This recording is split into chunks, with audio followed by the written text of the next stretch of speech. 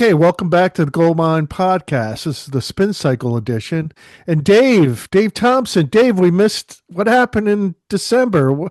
We missed it. We were just so busy with the holidays, and I think we covered everything in November about what we wanted to buy for the holidays. But No, um, I think you were just ignoring me. I was sitting here saying, "Where's my podcast gone?" And Santa says, "You've been a bad boy. You don't get one this month." well, you still posted online, so Well, thank that you. was my revenge. Yes, the revenge. You're not going But to talk to me. I'm going to post on your website instead. are you looking forward to this year? I mean, what's going to be released? There's supposed to be a Paul McCartney. I know you're a big fan of Wings, and you even made the statement that you like Wings better than the Beatles. Yes, I did say that, didn't I? You did say I that. don't. I have you on record. I don't know if I'm really looking forward to a new Paul McCartney album, but I'm not really looking forward to like the deluxe editions of London Town and Back to the Egg either, or Speed of Sound, because I didn't like those. But yeah, he should dig into the first half of the '70s archive and just give us that. Well, there's Surely. I know this isn't nothing to do with spinning, but watching. There's going to be a new documentary called "Man on the Run" about Paul McCartney, dropping streaming on Prime in Is February. he involved in it? February 26th, and they're supposed to drop a new album after that. So Uh, I will you not you look forward like you to like that. Macca solo albums, don't you? No. I thought you did the first two. I thought you were into them. Oh, well, yeah, but I don't really I mean, the first one everybody likes because it didn't sound anything like Let It Be. Um, that was a joke, actually. And Ram is just perfect, and that was Paul and Linda, so it's not solo. Um, McCartney 2 had its moments, if you like, somebody who's just got hold of their first electronic instruments and is going bleep, bleep, bleep, temporary secretary, bleep. That's my impersonation. I like those two. That's what I think of him solo. And then he went into Wings, right? And then your favorite band, and then Yeah. Then he went solo again, and then he made a lot of albums that I really didn't care for. that's where he kind of lost me. I never really got into his solo records in the 80s, No. etc. Um, but I always do listen. So, of course, I'll listen and I'll watch that documentary. I have Prime. So, be one of the Yeah, things where I'll probably watch it. Prime now has commercials, though, believe it or not. Like, you got Yes, to I pay the know. subscription fee and watch commercials. Oh, Uh, we just got HBO to watch The Pit, oh, medical drama, oh, medical that's drama, good. no pop stars, and there's commercials. It's Yeah. like, oh. But um, you're connected to Cleopatra, and I heard that there's going to be a tribute to Smashing Pumpkins coming out. Is that correct? there is, but I actually know nothing about it at this point. You, I think ah, there's also going to be a Fleetwood Mac heavy metal tribute. Um, should I say that again? It's so funny, isn't it? A Fleetwood Mac heavy metal tribute. that sounds fun. I'm looking forward to that one. And have we mentioned yacht metal yet? You did a little We bit. haven't. Okay. I mean, okay, everybody, all you listeners, yes, I'm connected to Cleopatra, but um, if they put out something that I wouldn't have picked up myself anyway, I will not talk about it. However, yacht metal is something that I would have picked up because it's the most absurd idea and it works really, really well. All those songs that you hid from during the '70s, or maybe you like them now because time always makes horrible records sound better. Um, Oh, it's we great. did. we did talk about this with the cover. The cover looks like a brochure of a Yes. cruise. Yes. Yes. A scantily clad woman on the beach waiting for a yacht. There's Oh, nothing very metallic about the cover, but like that's the woman just should have so that you're tattoos in. or something. That's so that you'll sit there thinking, "Oh, I'll listen to this while sipping a pina colada." But if you And think about it, yacht rock, okay, think of the 80s hair metal bands, right? They would well, really slot into yacht rock sound. I mean, that is the kind of party music, feel good music you could play on a yacht in the sun, you know. I Um, mean, I'm going to sound awfully sort of grandparenty here. You young people, your music's horrible. But I hear a lot of 80s power ballads by REO, Sludge Bucket, and Journey, and Foreigner, and all these people. And to me, I can't really tell them apart from classic yacht rock. It's just, yeah. It's Come on, like the you were never part of the Columbia House Record Club? All those bands were part of the Columbia House Record Club where you can get 10 thankfully I was albums for a penny. yes, thankfully I was living in another country at that time. And You guys never got that in England? we did have those things, but I mean when I was a member it was God, I was still at school when I was a member of that. So it was like 10 albums for a groat or something. And I was getting what I considered quite good stuff. Um, I know I got Supertramp Crime of the Century from that.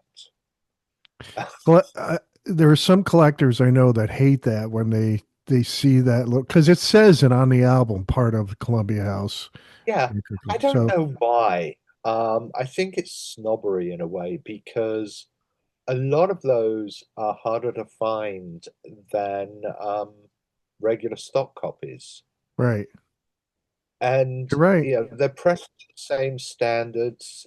Yes, they were sold or given away cheaper, but in terms of actual collectability, club records almost make me think of promos, um, except promos were given away for free and then journalists sold them at the local junk shop. So club records were a lot harder to find in good condition. So Are there. you get speaking of upcoming records? Are you Hmm. still getting Rhino? Are you still getting Rhino Records? I The, just received the Station to Station Half Speed Master, and it is a thing of beauty. ah, Given my sort of well publicized distrust of allegedly audiophile, half speed, etc. Um, or maybe just I'm getting deaf. But Station to Station sounded amazing. well, there's also one. Um, were you ever into Utopia? Not to the extent where I could name a single song by them. They just put out Rhino just put out Utopia Another Live. I'm curious about that one. Mm. Uh, I mean, Utopia do set. I mean, they have a very impressive sound. Cleopatra released, what was it Hammersmith 76, and I was listening to it. And it's like they sound so good. I'm not necessarily running around singing the songs, hmm. but they're very impressive sound. They're great on headphones. Well, I And asked about Rhino because I wanted to lead up to something that you reviewed and the winter issue, which is the Monkees, yay! Pisces, Aquarius, Capricorn, and Jones. Um, can you maybe explain a little bit more about that album, what you like about it? About the album or the box? Both. Um, the album, I think it was the first Monkees album I ever owned. So yeah, that automatically Was made it. it? Yeah, I think so. You didn't start off with the greatest hits? No, it's like you ask, can I have a Monkees record for Christmas, please? and somebody gives you, the first Monkees record they found, and thankfully there were only four for them to choose from, and they got me that one. And having, I've got them all now, of course, but that remains my favorite Monkees album because it's so it's so adventurous at the same time as being very obviously the Monkees, and it does have its fair share of songs that aren't as good as others. But any record that's got Peter Percival Patson's Pet Pig Porky on it has to be brilliant because he liked pie. He liked pizza pie, pumpkin pie, pineapple pie, mince tarts. It's funny. I never. Okay.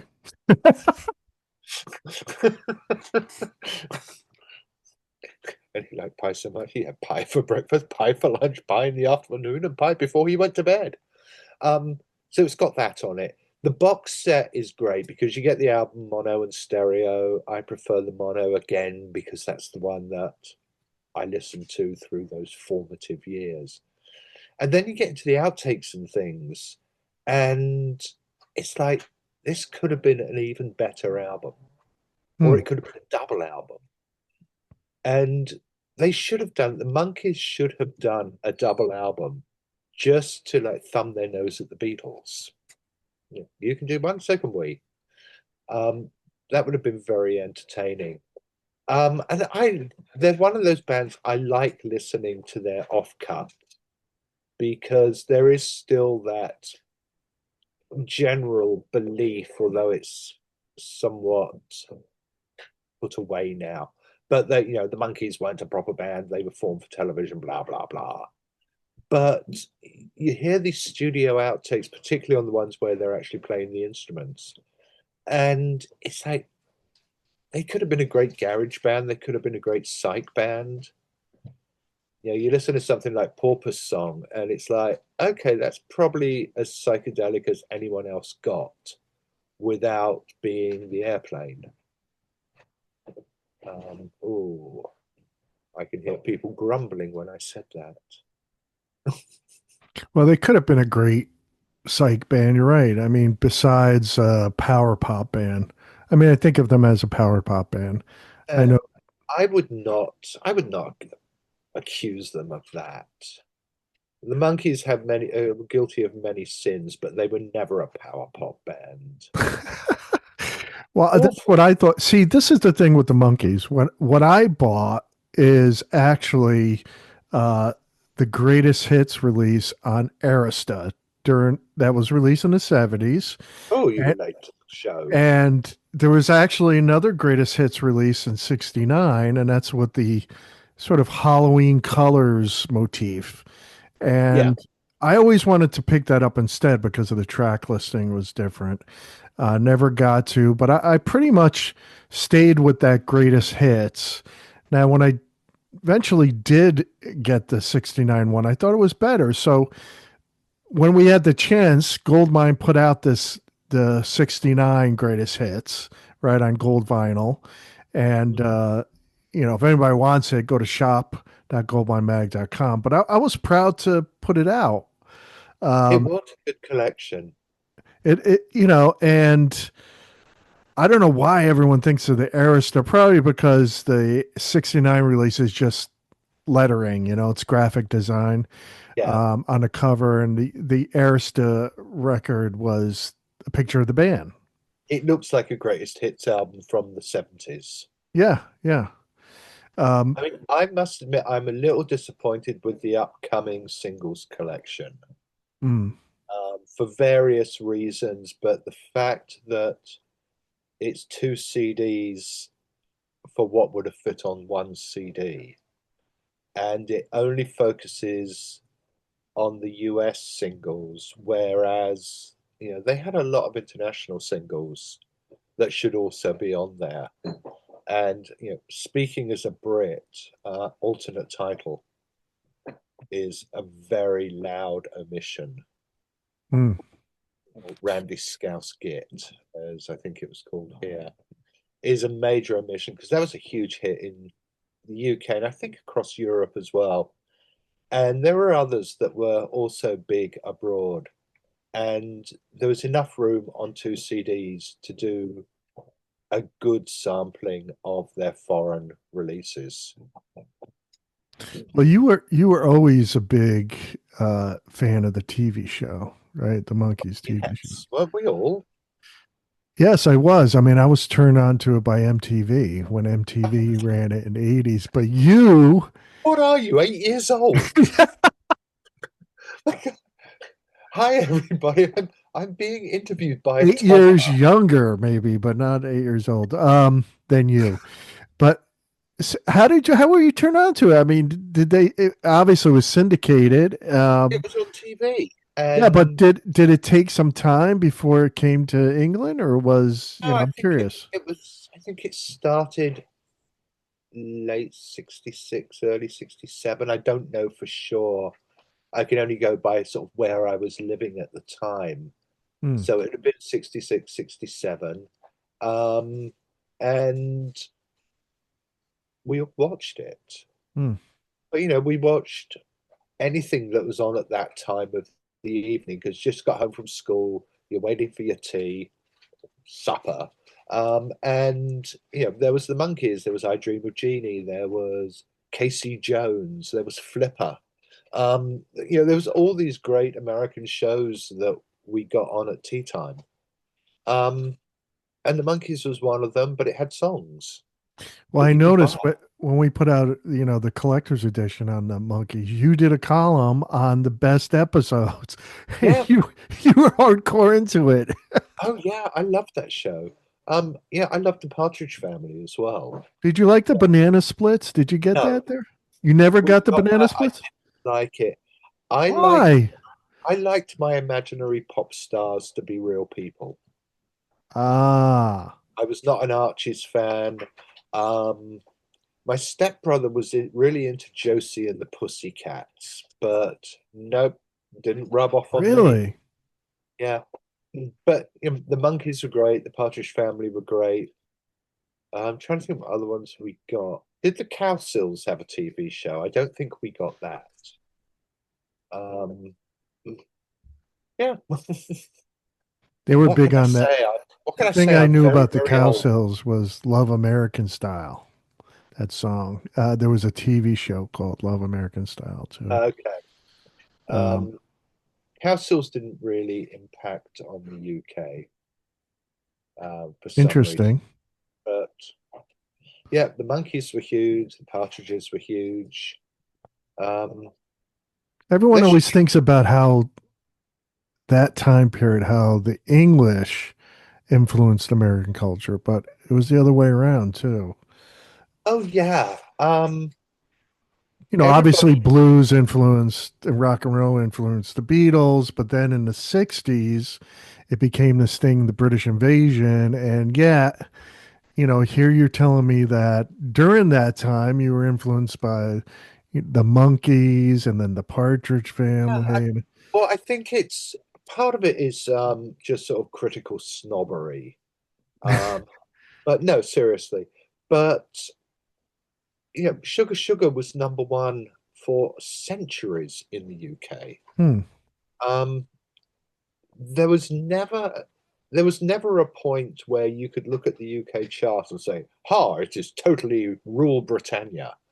There was always big American artists, and you look through sort of the number ones in Britain during the late 60s to 70s.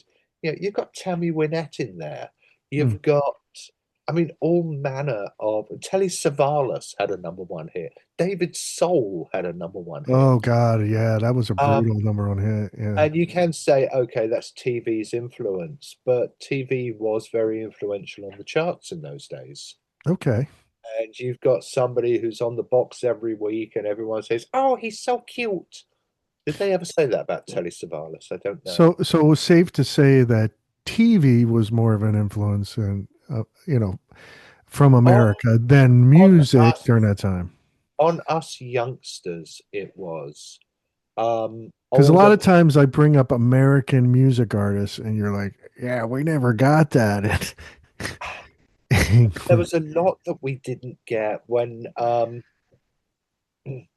I guess during the 80s, suddenly started meeting people who, because I've visited here for a few times, and I'd watch MTV and it'd be like, "Who's this?" And oh, they were huge in the 70s. No, we never got them, but we got the ones I think that mattered.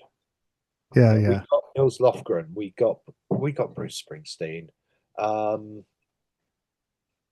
it You did get MC5, didn't you? Yeah, we got the MC5. I mean, you got the obviously you got a lot of the punk, the Ramones Yeah, we as got an the example, Stooges. Well, we got the Stooges. Stooges later, the Velvets a bit later. Sometimes it would take somebody like David Bowie to say, "Oh, I love the Velvet Underground," and then we'd all Yeah, want to hear yeah. Velvet Underground because Bowie liked them. Um, so there would always be someone who would say, "Oh, you really need to listen to Blair," and you listen and take it from there. But there are some artists that you mentioned, REO Speedwagon, that just didn't fall. Well, they fell flat on English ears or something, Yeah, right? because there Were is they too Midwestern or something? Was that? I I don't know. There is a certain sound to American. What genre would you put REO Thing Wagon in? Well, now it's classic rock, but I guess it Yeah, but would at the be time, AOR or yeah. I mean, your sort of rockier AOR didn't really impact on the UK. Um, I'm horrified. We'll be out in the car and the classic rock station um, will be sort of grooving away, and they'll play something by like Foreigner or Journey or something, and my wife will be singing along. It's like she knows all this stuff, and I'm just like, "What are you doing? How do you know this song?" It was huge. Like, oh, except for you. except for me. It was like you were hearing it for the first time. A lot of these things I am. Um, Well, it's like when we used to have Sirius and they Yeah, I played a know. You used lot to of hair send me, metal bands. Yeah, you I would used to send me photograph them. screenshots like, who the hell is Yeah, this? what is this? And you'd be like, they're huge. It's like, eh. Night Ranger. I didn't know that. I'd never heard of them. It's I thought you were joking when you said, "Oh, we're going to do like an entire issue devoted to Night Ranger." Yeah, Uh, Night Ranger. Well, not the entire issue, but they were on the it cover. felt like it. They were big here. Um, they still are touring. Um, Also, you know what I wanted to ask you? Rhino was putting out. It seems like for the millionth time, this record has been reissued. Never mind the Bollocks. Oh, I again. mean, but this one's in high fidelity. I mean, do you need Never Mind the Bollocks and high fidelity? No, At because least, it sounded perfect at the time, and it still does. yeah. Um, I'm curious what this high fidelity It's that release. I spent most of my life thinking, oh, punk, boring, been there, done that. And then I'll put on Nevermind the Bollocks, and it's like, actually, no, this is a really great record. Yeah. More than most of the punk albums, I think Bollocks has survived. It's passed the test of time. Like that, the Adverts first album and the Buzzcocks first album, all Well, still. Bollocks is kind of like a greatest hits album. It's Well, there's that as well. I mean, it was one and nice. done. Yeah, it was nice that they didn't sort of Well, carry every on. song is good, right? Yeah, So yeah. it ironically, Rhino's also putting out in the same time period this month the Ramones' greatest hits. Um, I never, Well, I always bought the Ramones studio albums. That's just it. I never bought Ramones as a greatest hits. Remember, I told you no, some bands I buy greatest hits, but Ramones never struck me as a greatest hits band. But I no. guess they could be, right? I don't know. Sheena is a punk rocker with "I Want to Be Sedated" on the other side. Right. And those first three Ramones albums I Hmm. loved at the time. They're a band who I do think sound dated now.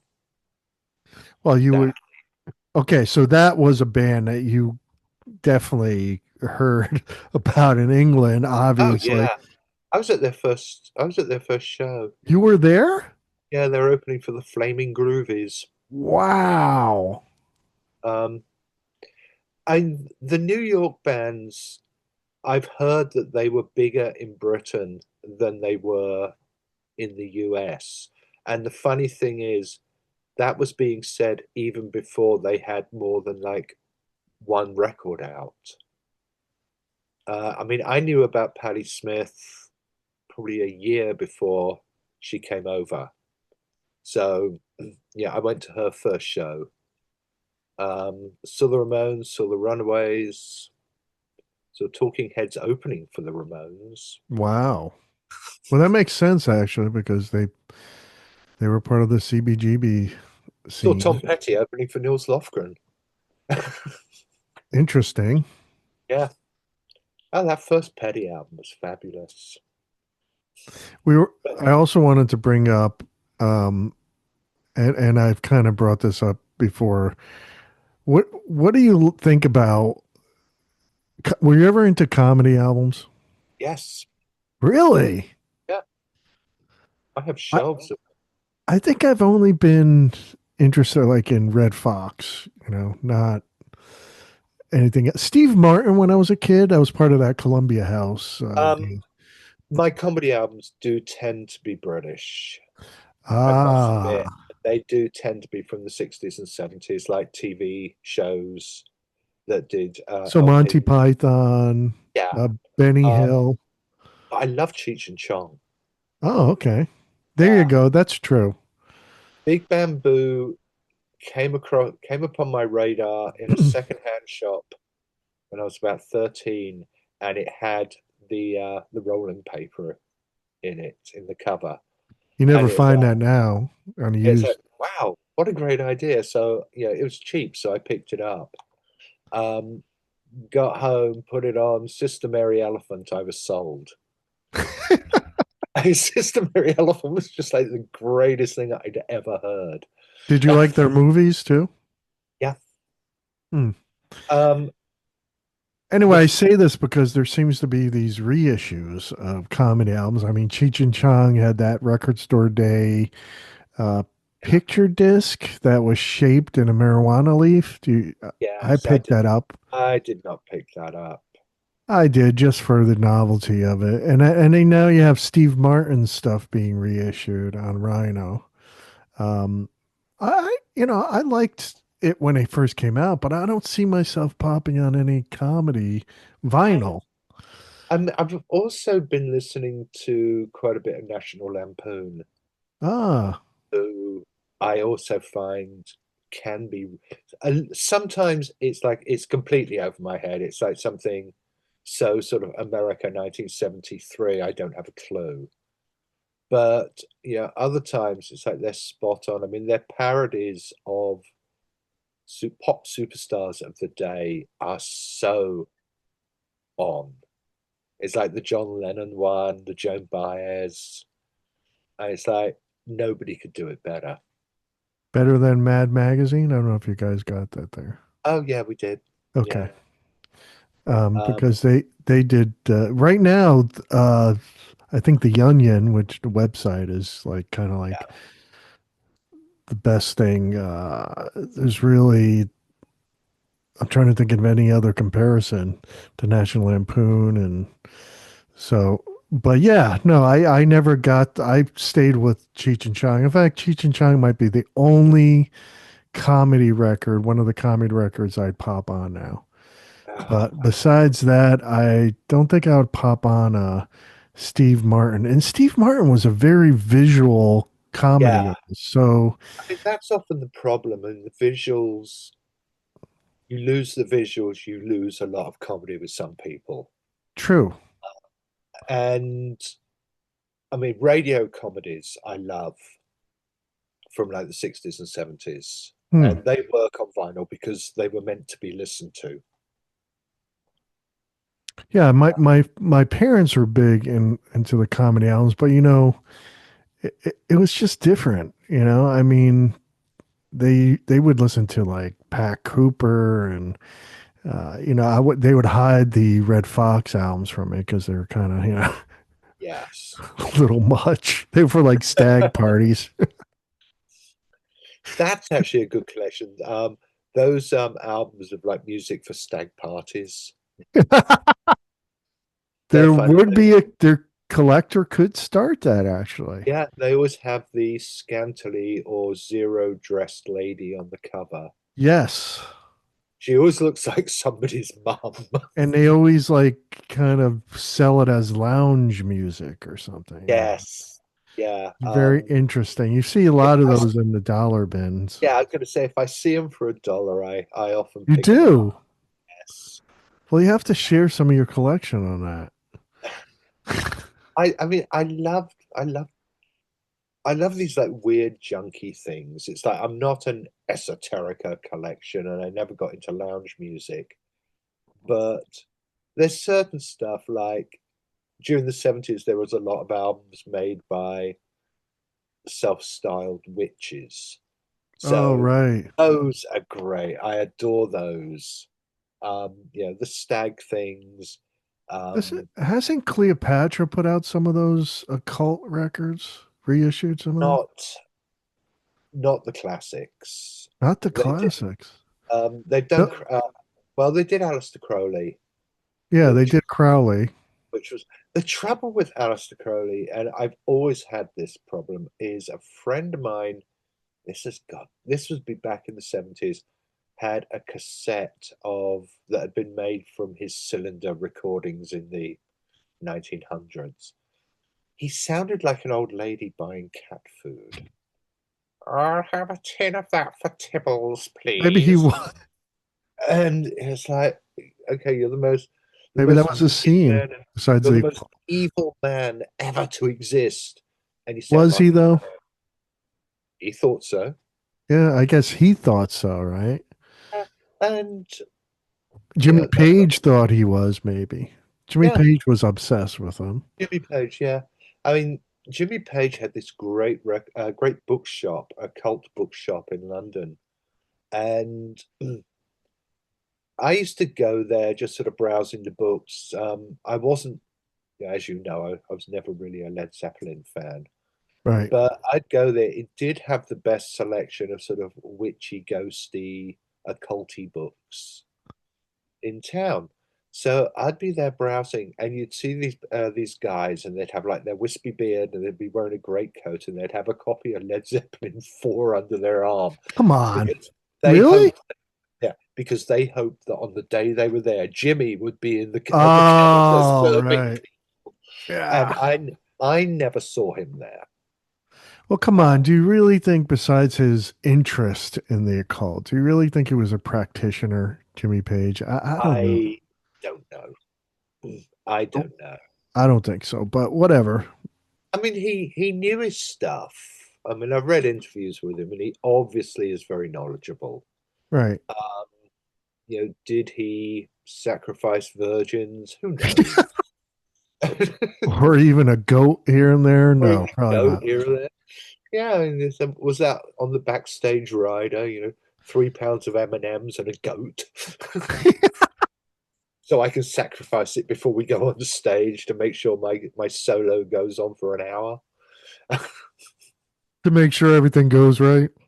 Yeah, my violin bow doesn't break. Right.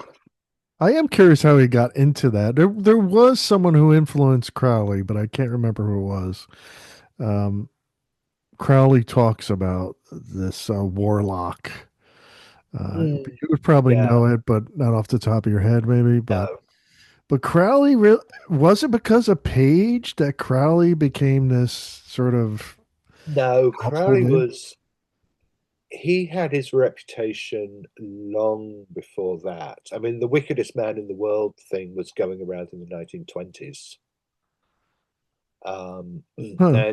he was constantly getting into trouble with the authorities for what he is supposed to have said or done. I always thought, and maybe Cleopatra has some of the records, Anton LaVey, the Church of Yes, I think Satan. we have one of them. Yeah. Um, So I hear Anton LaVey was maybe more popular. And then, of course, Ozzy did the Mr. Crowley song, and everyone was yeah. like, Well, LaVey had the "Hmm, advantage of being sort of, let's say relatively. I mean, he was around when popular entertainment and popular culture had actually exploded, and he took advantage of it. He knew how to advertise. yes. Crowley, you got to remember he was around the 10s, 20s, 30s, 40s. There wasn't that same appetite. There wasn't a media with the appetite for that much self promotion. Hmm. And LaVey did a great job, with what he was doing. He did. And he also kind of rubbed off on, Mick Jagger and that whole scene, that Yeah, peace and love scene turned into, it kind of went to a that dark I place mean that was as it turned interesting. into the 70s. Yeah. Yeah, I mean, there's a few books that sort of attempt to tell that story, but I've never felt they really hit the nail on the head. Ah, But just that transition from peace and love to sympathy for the devil yeah. is quite astonishing. Hmm. And of course, Mick will admit he wrote Sympathy for the Devil after reading Mikhail Bulgakov's Master and Margarita, which is a Right. fabulous book. Which no Uh, one knows. pardon? No one knows that little tidbit, right? They just think, I think they do now. do you think Um, so? Even the common Rolling Stones fan? I don't know. Maybe not. I mean, the book is about the devil goes to Moscow Hmm. and has fun, and he's got his retinue of demons, and they get up to a lot of mischief. And Jagger read that. Marianne Faithfull told him to read it, so he did, and wrote Sympathy for the Devil Hmm. after writing it, which I also was a great story. So then you had Jimmy get into the occult, right? Probably around the same time, Jimmy Page. Yeah. But then it kind of sort of meandered. You had these Bowie, Bowie kind of played with it during his time in Los Angeles in the mid 70s. you had these like metal bands, of course, take up the whole Well, thing, right? they And, kind of had to, didn't they? So after but Sabbath, but Coven, there was the band Coven. yes. They seemed like the real thing, right? Oh, was it? They had an entire black mass on the side of Yes. their album. It wasn't like Venom, the metal band, which was kind of like a uh you're not supposed to take that seriously, right? But Coven were into it. Coven, yeah, I mean they were convincing. I mean the other band that I really liked was Black Widow, Oh, whose right. first album, I mean everybody knows it for Come to the Sabbath, which turns up on every witchcraft related compilation there is.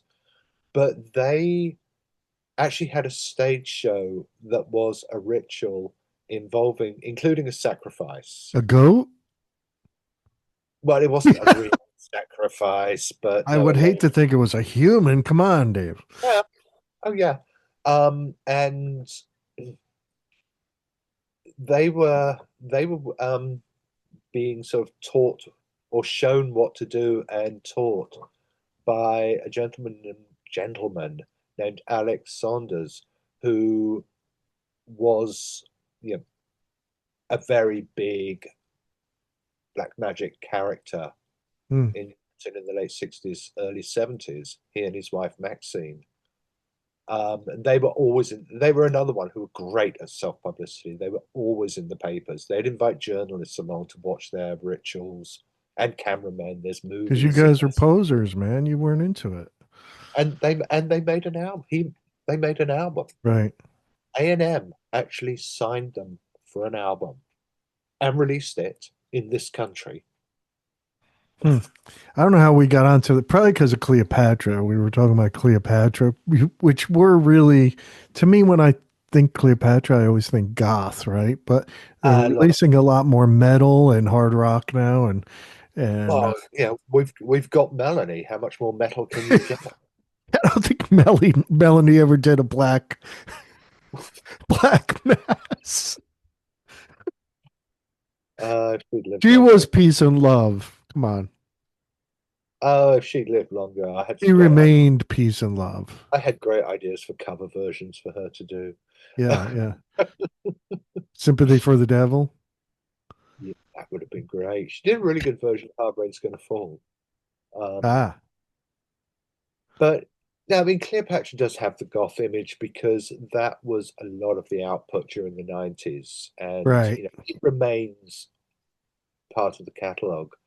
But I mean, when I first encountered Cleopatra, it was because they reissued the first Motorhead album and Right. were licensing things like Hawkwind and Sid Barrett and Kraftwerk and Steve Took from Tyrannosaurus Rex. Um, yeah, they had that great sort of space rock and adjacent Yes. going through as well.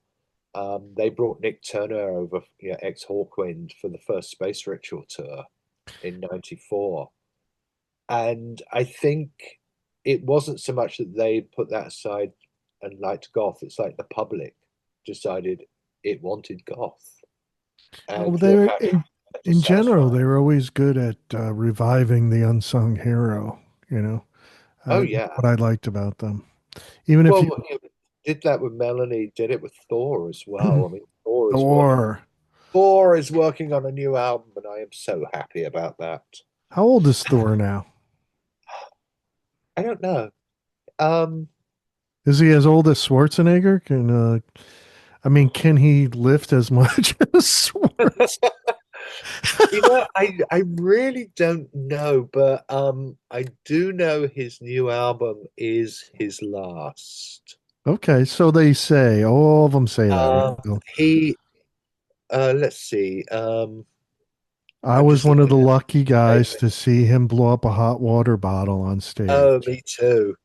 I mean, the thing with Thor is he has had an awful lot of surgeries over the years, and it's usually due to damage that he did on stage, like banging iron bars against his teeth. And Yes, I remember that. We kind of wondered if that the iron bar was sort of flexible, like it no, was a trick to well, it. um, when he did the like Mr. Teenage America and Mr. Teenage Canada things when he was Yeah. like 16, I mean, he was doing squats with 600 pounds, Hmm. um, whilst listening to heavy metal. And funnily enough, Melanie. Interesting. I was talking to him a few months ago, and somehow we got onto the subject of Melanie because I'm very good at bringing her up in every situation. And he said, "Yeah, I used to train to Brand New Key," and it's like, "Oh my, Really? it's so cool." That isn't. What was his go-to metal music? Whatever was around in the early '70s. I mean, his last album, Rock the Universe, which is the covers album, that is pretty much a screenshot of what he was listening to through the late '60s, early '70s, and taking on the road. Well, listen, Uh, I saw Thor at L'Amour's, the iconic rock club in Brooklyn. Um, People were curious about mm, the hot water bottle, yes. the blowing up of it. But that's something to look forward to this year is a new Thor Yeah. album. I'll stay with the Macca, and I'm looking forward to the new Stones. Um, you know, Ron Wood said it's completed. So, Yep. So we just had to find out if it really is or if they're did going you to like the bury it. Hackney Diamonds? Yes, I did. I did too. Yeah. I mean, the Stones, I come and go, but normally when I play a Stones album, I like most of it, unless it's Tattoo You. Really? Even that, I'm beginning to relent on a little. Well, that box set that was, put out, I really love. Yeah, I mean, Um, side two of Tattoo You, I've always sort of enjoyed. It just gets overwhelmed by the sheer nastiness of side one. It's I can't stand I Start think Me you Up. just didn't like the hype at the time. And the fact that it wasn't really an album. It was Yeah, it was an odds and sods collection. it But was no, an odds and sods I collection. was so excited when that album came out because they'd just done what remains probably one of my top three Stones albums, which is Emotional Rescue. And that I Wow, played I can't constantly. believe you said that out loud. I love that record. It's like it's that It goes is a on good record. There's a lot, actually, a that goes lot of on good Sweet rock and roll Classical. songs on that They're having record. fun. Yeah. You can hear them just having a great time recording it. In fact, And your favorite album is Black and Blue, I think, right? that is that's Yeah. my number one go-to. Emotional Rescue is tied with Goat's Head Soup and Let It Bleed for my second favorite. Well, listeners, if you made it this far, you got to Dave raves about the new Black and Blue box set in the It's winter fab. edition of Goldmine.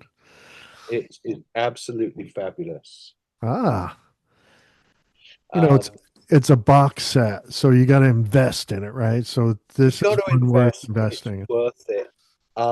What surprised me the most is I've always thought of Love You Live as a very sort of redundant live album. Yeah, you Um, keep on saying that. the Blu-ray that comes with the Black and Blue block box has the footage from the show, Hmm. and I was watching it simply because you have to watch and listen to everything on a box set. I was watching it and it's like this is absolutely brilliant. Mm. Um, and Love You Live actually made sense Okay. after watching it. So get it for that. Get it for the live album that comes with it, which is from a few nights after Love You Live was recorded. Get it for the jams with Jeff Beck. Get it for the killer version of Shame, Shame, Shame. And get it because Black and Blue is the greatest Stones album of them all. And Well, I have unapologetic. it and I love it. And I I think if you're a Stones fan, even if you don't really like that album as much, you should have this box set for other Yeah. things that you just talked about. Um, I but will admit I don't like Crazy Mama. I always thought what? that I always thought that sounded like they just phoned it in at the last minute Oh, come because on, man. they should have put Shame, Shame, Shame on instead and Yeah. closed the album with Well, Fool to Cry. they only had so much room. Yeah, take off Crazy Mama, put on Shame, Shame, Shame, and close with Fool to Cry.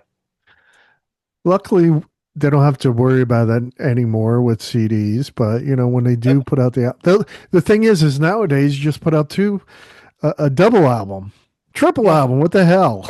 yeah, who cares? Remember when they were rare? Yeah, it's like But next Paul time we McCartney. talk, I want to talk about the Smashing Pumpkins tribute on Cleopatra. So, All right, I will do my best to find out about and it. that will be next month. So you have a month's time to prepare and Yeah. listen. What I didn't get to talk about, so I'm going to do it quickly before we go, is a Okay. box set on Cherry Red called Music, 1979, and it's synth pop, and it is early synth pop, and it's absolutely fantastic. You just sit there, and it's like, I know this song, I don't know this song, but it's great. This is really horrible. I love it. And it's people can bleep, bleep, bleep because very early days of cheap synths, and they'd all spent 99 quid and got a Wasp, which Any went out. any Thompson twins on there? Um, I don't think there is actually. No, I'm not seeing the Thompson twins. I mean, there's like 60 tracks. Did you Uh, watch the Thompson twins on TV? why? Wasn't that a No. show? Didn't I get that from a show? Oh, I don't know. Oh, yeah, they got their name from some show, didn't they? Yeah. What it was. You were I busy was watching the Monkees. I was too busy watching the Monkees, and I was never a Thompson Twins fan when they Oh, had a early Thompson Twins, I think you might like. And they did a group called Babel, which you might like in the 90s. nope, nope, nope, nope, nope, Not nope. ringing a bell, huh? I remember Babel. I didn't like. First Thompson Twins album wasn't bad. It was weird, but then they sort of found that sound, and They it was started just writing pop music. yeah. That's the trouble, isn't it? Oh, Too many people you writing like pop. pop music. Come on, you like Bananarama. Bananarama are not pop music. What are they then? They are a cultural tsunami that wipes away your fears and tears. In fact, I just came across an article you did for Goldmine called "Where Are They Now? Bananarama Rules." No, I just said Bananarama, but I have to read it again. Bananarama for the Bananarama for the first like 2.5 albums were staggeringly good. They were as Okay. good as the Shangri-Las in their own way. Okay. And then unfortunately they found a sound and they stuck to it. Okay. Why do Um, I to that. why do I compare them to the Spice Girls? Why am I? Oh, that's like comparing the Beatles to Badfinger. Wow. I like Badfinger. Come on, man. Sorry. Um, it's like comparing 10cc to Pilot. Or Interesting. Billy Squire would not approve. Um, okay, it's on like that note, it's like comparing Yes to Gentle Yes. Giant. Oh, or later Yes. Yes, Gentle Giant. Um, we're probably going to run out of time, aren't Yeah, we we? are running out of time, so we'll see you. We'll listen to you next Next time, month, February. yes. And we will talk about, we'll try and talk about new releases rather than just How whatever somehow is we never know what we're going to talk about. We start no. talking about the occult, Yeah, but and I brought this huge, I think that was brought this Cleopatra's huge fault. pile of, I had this huge pile of new releases that I was going to discuss in a very sensible voice. Okay, But we'll I will talk have to more about those. I will have to write about them instead. Okay, 21 thank. box Alex Harvey, 21 disc Alex Harvey box set. Oh, All right, we will Dave. talk. We will talk again. Talk to you soon. Ta-da. Bye. Bye.